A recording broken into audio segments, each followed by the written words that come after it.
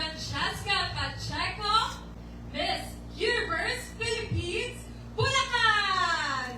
Hello po sa inyong lahat. Kamusta po lahat?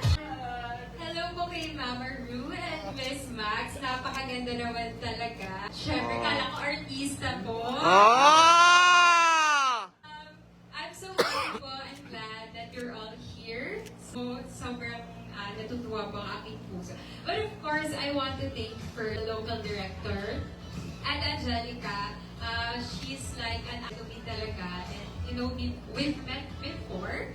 Sobrang idol ko talaga siya actually. Because, you know, when the offer began, sabi ko, ate, bakit hindi na lang ikaw muna yung sumali? Kasi naman, napakaganda naman, di ba?